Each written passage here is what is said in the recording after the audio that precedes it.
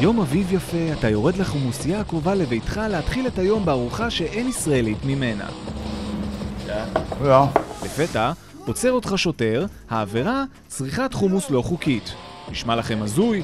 לא בעולמו של ערן ורד. טוב, תקשיבי ורד חינה.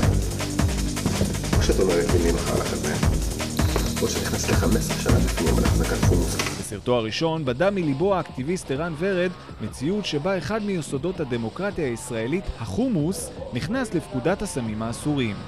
תסביר אותי, זה חזק מדי! אלימות! יום אחד החומוס גם עליו לצאת מהחוק, ולכן אני אמרתי את זה מההתחלה, הסרט שלי מוגדר כפיקשן מציאותי. אי אפשר לדעת מה יקרה. ורד גייס את תמיכתו של שוקי גלילי, כהן החומוס הגדול של המרחב הקיברנטי, להגנה על המחצב הטבעי הלאומי של ישראל. חומוס הוא טוב למצב רוח, הכל מדעי אגב, כן? חומוס טוב למצב רוח, עוזר להפרעות בתפקוד המיני, יעזור לכם להוליד בנים זכרים, יש לחומוס הרבה יתרונות שלא ידועים.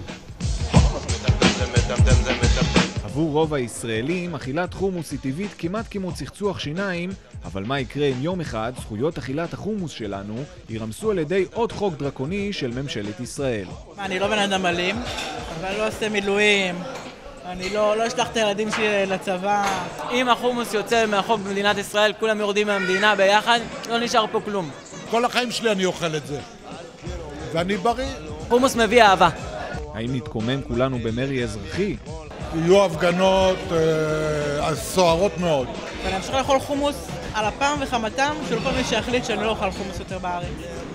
על אפך וחמתך ביבי. מגישים חומוס עם חינה, פטרוזיליה ושמן. הסרט היחידה לחקירות חומוס עולה היום לרשת לרגל יום העצמאות.